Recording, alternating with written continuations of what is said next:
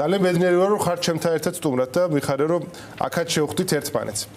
ბატონო იულონ, 26 მაისი იყო ახლახან საქართველოს დამოუკიდებლობის დღე და ესე რომ ვთქვა, ჩაიარა ძალიან ისე ამაღელვებლად ბევრი ადამიანისთვის, ბევრი ადამიანი იყო ქუჩაში გამოსული. ჩვენ ასევე ვნახეთ დიუშენის სინდრომის მქონე ბავშვებისთვის შეგროვილი 2 მილიონი ლარი.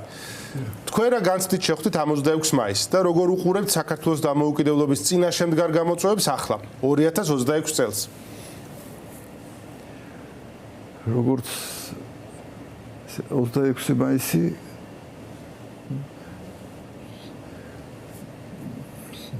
დღეა, როდესაც განთავისუფლდა საქართველოს რუსეთის იმპერიისაგან და პირველი რესპუბლიკა შეიქმნა ჩვენი და მე 26 მაისი როგორც სიმბოლო ისე გახდა, იმიტომ რომ რეალურად ახალი დამოუკიდებლობა ზვიად გამსახურდია გამოგვიცხადა 9 აპრილს. ხო. მაგრამ ეს სიმბოლო დარჩა და არა მარტო სიმბოლო, იმიტომ რომ რეალურად კონსტიტუცია დავტოვეთ დაახლოებით იგივე რაც მაშინ იყო.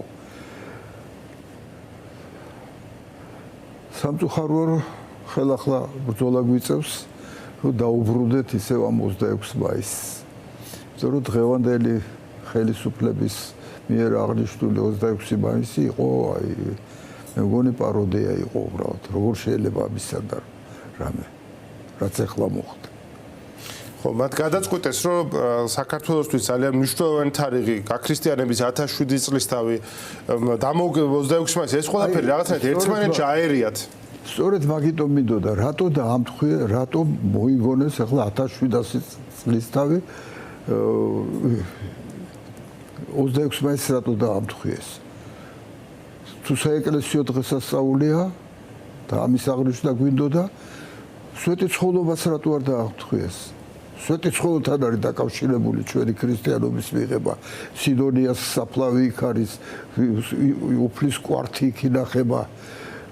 და მე ჯერ ერთი და მეორე თუ დღესასწაულობთ ქრისტიანობას, ქრისტიანობა საქართველოში 2000 წლის წინ შემოვიდა და არა 1700 წლის წინ. ხო, ესე კიდევ ერთი შეცდომა. სახელმწიფო რელიგიას აწვევია, რომ იესოს არა ქრისტიანობა სახელმწიფო რელიგიად გამოცხადდა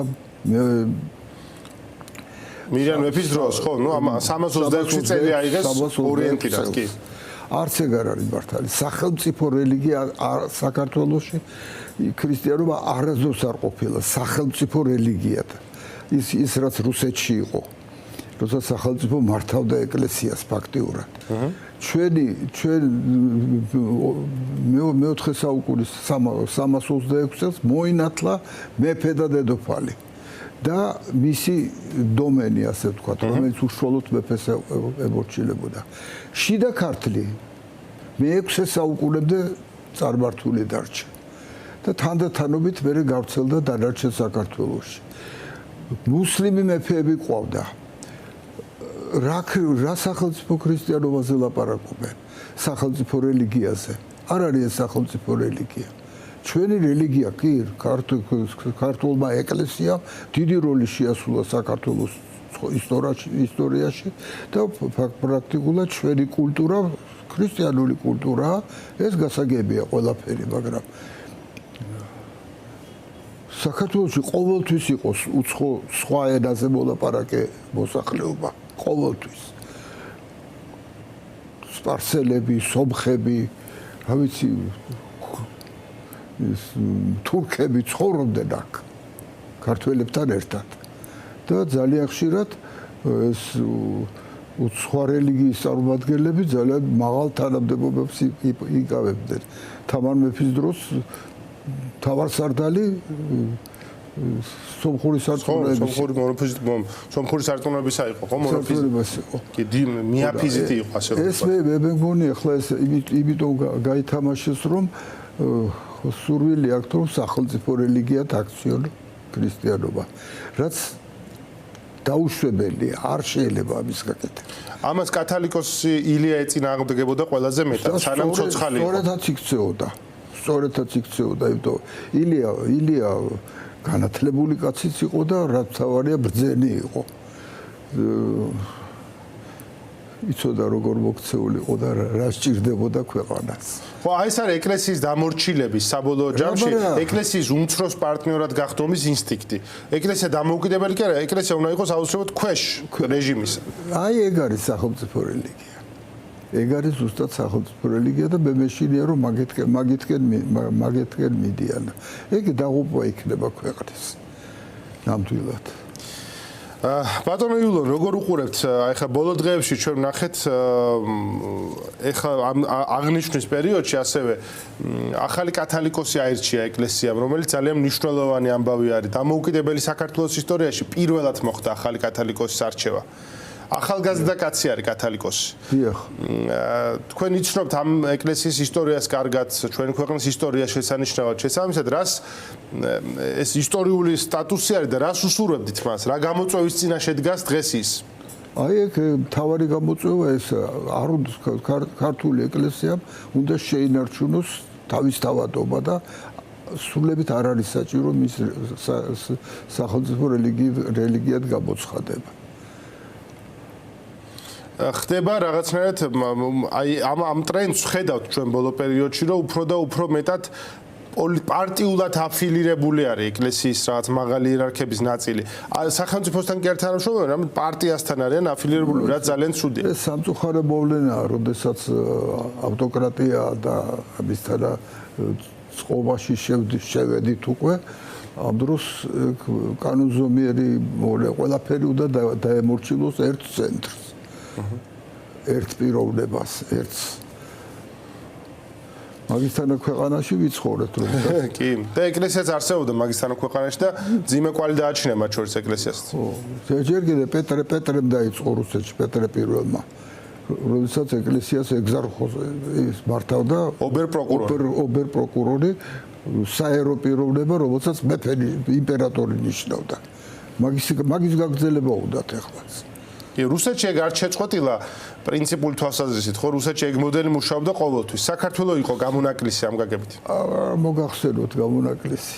აი იმ ხრივ რომ საქართველოს იყო გამონაკლისი ბოლო წლებში სანამ როცა ილია მეორის ავტორიტეტი მაღალი იყო და ეს მისი ავტორიტეტი აბალანსებდა ამ თავი ეკლესიის დამოუკიდებლობას. გამონაკლისი იყო, იმიტომ რომ კირიონ მეორე ყავდა ამბროს ხელა ეყავდა დიდი სახელები ყავდა. ამბროს სხვა შორის ამბროსი არც ერთხელ არ უხსენებიათ ამჯერად. რატო? ხო, ძალიან ნიშანდობლივი დაკვირვებაა ეს. ვინც კომუნისტებს ებრძოდა, რუსებს ებრძოდა, იმათ არ ახსენებენ. და ერეკლე მეორის ღვაწლიც დაიყვანეს მარტო გეორგიევსკის ტრაქტატზე ხელმოწერით. მათთვის ერეკლე მეორე ფასი არის მარტო გეორგიევსკის ტრაქტატი. ერეკლე პირველი ცდილობდა ევროპასთან დაკავშირებასაც, მაგრამ საელჩო ელჩები რო გააგზავნა სტამბოლში დახოცეს ისინი და გაირკვა რომ რუსული კვალი იყო მაშინაც. ბატონო იულონ, პოლიტიკურ სიტუაციაზეც მინდა კითხოთ, რთული მდგომარეობა ქვეყანაში ძალიან შექმნილი. მრავალი ადამიანი ციხეშია, პოლიტპატიმრებით არის ციხეების სავსე. ისედაც ბევრი ადამიანი ციხეში, მარტო პოლიტპატიმრები არა, რაღაცნაირად ასეთი სიტუაცია ჩამოყალიბდა, რომ ციხეში წასვლას აი გააუბრალოეს ამ გაგებით, იმდენ ადამიანს იჭერენ. ასევე ხედავთ რომ რეპრესიული კანონები ძლიერდება, განათლების სისტემას ანგრევენ. ერთი შეხედვით სიტუაცია ძალიან მძიმეა, მაგრამ წინააღმდეგობა არ ჩერდება. თქვენ როგორ უყურებთ ამ პროცესს? მინდა რომ იმედიანი ვიყო, იმიტომ რომ საინტერესოა რუსთავი ორი კარგი როცა იყო ის მაშინ არა ერთხელ სულ დასაწყისში დამიძახეს და ვისი იმედი გაქვს რომ ეს ვაში უკვე დაწყებული იყო ეს ამბები რუსთავი ორი არაფერ შუაში არ არის იმაზე და მე ვთქვი რომ პოლიციის იმედი მაქვს მეთქი და ხო გამართლებული იყო ჩემი რომ პოლიციას ძალიან მაღალი რეიტინგი ჰქონდა მიშა სააკაშვილის რეფორმის შემდეგ გახსოვთ ალბათ ლამის პირველ ადგილზე გავიდა რეიტინგით ქართული პოლიცია და საბჭოთა მილიციაც კი ქართველები მახსოვს 56 წელს ხალხის მხარეზე იყო. და იგივე იყო 9 აპრილსაც. გადაარჩინა ქართველები, გადაარჩინა ძალიან ბევრი, უბრალოდ სიკვდილს გადაარჩინეს მაშინ მილიციონერებმა და რა ხდება ახლა მე პირდაპირ გაოცებული ვარ. როგორ შეიძლება ასეთი რამე, რასაც ახლა ჩვენი პოლიცია იქცევა. ახლა უბრალოდ სახელი დარჩა მარტო პოლიციის, თორე ეს პოლიცია აღარ არის. აი თქვენ ნახავდით კადრებს ახლა გორში გადანახავთ. ნახე და სხვა კადრებიც ვნახე. კი ბატონო. პარლამენტის შენობასთან და არა ერთხელ საშინელება როგორ ძინავთ იმათ ღამე არ მესმის ეს ძალიან ცუდი ხო მე ძალიან მეშინია იმისი იმედი მაქვს ახლა ერთადერთი იმისი რომ ჩვენი ახალგაზრდობა ის ხალხი რომელიც დაიბადა დამოუკიდებელ საქართველოში და თავისუფლების ასე ვთქვათ გემო გაიგო არ შეაჩერებს ბრძოლას და გაიმარჯვებს მათი იმედი მაქვს ძალიან მეტი სხვა არაფრის იმედი არ მაქვს ნუ დასაკვირველია საერთაშორისო მაგრამ თავი მაინც ალბათ შიგნით მოსახლეობის წინააღმდეგობაა რასაკვირველია ჩვენი საქმეა ჩვენ უნდა გავაკეთოთ აქ უნდა გავაკეთოთ მარტივი საქმე არ იქნება იმიტომ რომ ძალაუფლებას ისეთი გემო აქვს როგორც ჩანს ამის ნებაყოფლობით დათმობას ან არჩევნებით დათმობას მაგრამ ვის არ უარესებს მოუწევიათ ძალაუფლების დათმობა მთავარი არის რომ მობილიზდეს საზოგადოება ალბათ საზოგადოება და მობილიზდეს მადლობა ძალიან დიდი ბატონო იულონ საბოლოოდ რას უსურვებდით და რა იქნებოდა თქვენი რჩევა ჩვენი საზოგადოებისათვის რაზე უნდა გავამახვილოთ ყურადღება და რა არ უნდა დაგვრჩეს ყურადღების მიღმა მთავარია რომ ვიცოდეთ რა ჭირდება ჩვენ ქვეყანას ჩვენ დემოკრატია გვინდა ჩვენ გვინდა თავისუფლება ჩვენ გვინდა რომ ადამიანმა შეძლოს თავისი შრომით ცხოვრება თავის ქვეყანაში ეს ხელისუფლება რომელიც დღეს არის სიცრუეზეა დამყარებული სიცრუეზე აი ყველაფერი აი რომელი დაპირება შეასრულეს ერთი მაინც ვინმე გვითხრას და ეს კი არა ქუჩაში რომ სანაგვეები ყრია იქ აწერია ცელოფანი ისა მინა ქაღალდი ცაცაკერო ჩაგვეყარა და საყოფაცხოვრებოდა აი ამაში ციცრუებია ციცრუე ხო იმიტომ მე ერთად ყრიან ყველაფერს ერთად ყრია სულ ანუ ეს რა თავს ვიტყუებთ რომ ვითომ ვაცალკევებთ ამ ყველაფერს მე და ვამუშავებთ ვითომ და მე ეს ყველაფერი მე ვხდი ერთ სანაგვეზე ყრია ერთიანად ასე ციცრუეზე აგებული ხო ეგ მაგარია კი ეგ რა კარგი მაგალითი მოიყვანეთ ეგ არის აი აფერისტობის და სიცრუის ვითომ სწავლობთ ახლა დაყოფას და მე როგორც თავარი აზრი ამ დაყოფის რაც არის რომ მე მაინც ერთად კიდე ძალიან აი ეს რეფორმა რა ქვია განათლების დეფორმა ეგ საშინელებაა ხო ჩვენს ძალიან საინტერესოა რომ